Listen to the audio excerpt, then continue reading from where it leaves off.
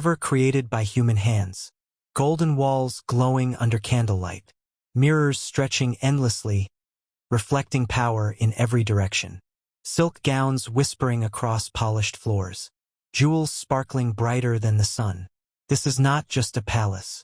This is Versailles, the heartbeat of power, beauty, and status in the 17th century. Now imagine something else. Before you even reach the grand doors, before you see the gold, before you hear the music, something hits you. Not a sound, not a sight, a smell. A thick, suffocating wave of human waste, sweat, rot, and decay so powerful, it makes your stomach turn instantly. You don't walk into Versailles. You survive entering it. Welcome to the most glamorous palace in history, and secretly, one of the most disgusting places human beings have ever lived. Today, we're not entering through the polished front gates like tourists. We're going through the back courtyard, where servants dump chamber pots directly onto stone pathways, because that is where the illusion breaks, and where the real story begins. Castle, the decision that changed Europe.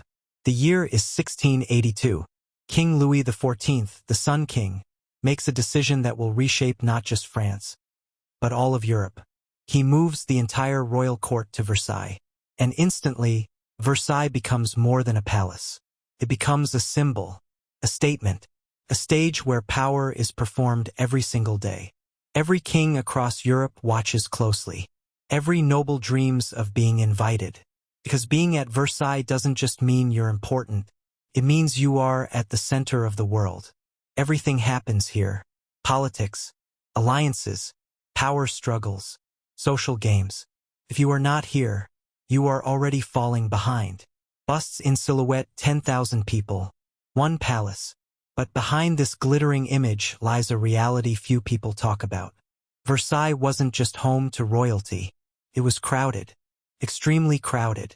At its peak, around 10,000 people lived and worked inside this single palace complex. Think about that. Now here's where things start becoming visible. Because up until now, most of what we talked about is happening inside your cat's body. You can't see hydration levels. You can't see kidney relief. You can't see metabolic shifts happening in real time. But this next change, you can see it. You can feel it. And once it happens, it's hard to ignore. Let me ask you something.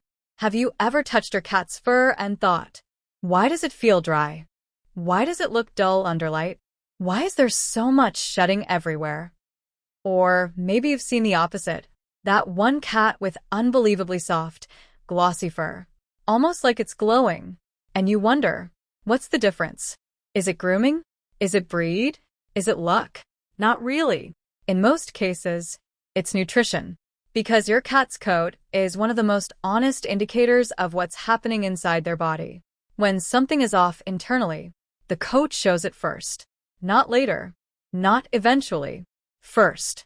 You'll see signs like rough texture, excessive shedding, flaky or irritated skin, a greasy or dusty feel. And here's the important part. These are not grooming problems. They're nutritional signals. You can brush more. You can bathe them. You can try sprays and supplements.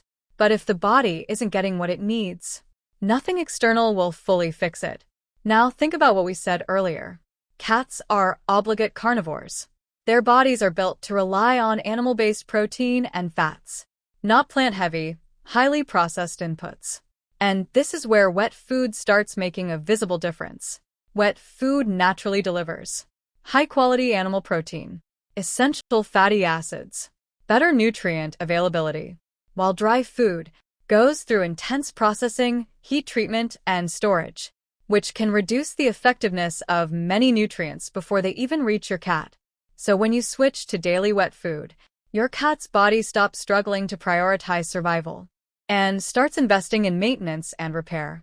And one of the first places that show hidden risk plus mistakes plus practical feeding system plus strong ending. 5. The hidden risk most cat owners never see coming. Up until now, everything sounds like a clear win. Better hydration, better weight control, a healthier coat, calmer behavior, a more balanced, satisfied cat. So naturally, the question becomes, If wet food does all of this, what's the downside? And here's the truth. It's not the food itself. It's what happens after you open the can. This is where most cat owners, even the most caring ones, unknowingly make a mistake that can quietly cancel out all the benefits. Because wet food doesn't behave like dry food. Not even close. Dry kibble is stable.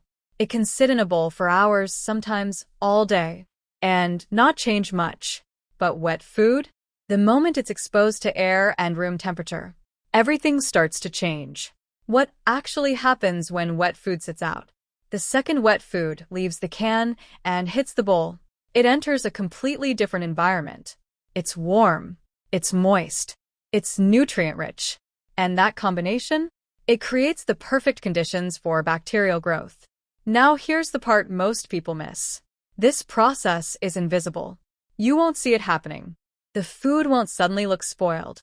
It won't immediately smell bad. To you, it might seem completely fine.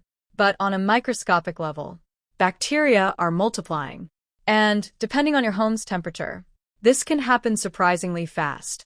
In many cases, within just 1 to 2 hours, the food may no longer be safe. Now think about how many cats eat. Not all cats finish their meal in one sitting.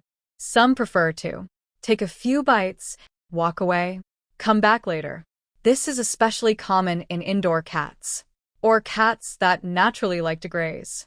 But here's the risk. That second visit? It might not be safe anymore. Even though the food looks the same, the smell hasn't changed. Your cat doesn't hesitate, because bacteria doesn't announce itself. And this is how problems start. Subtle at first. Digesti disco.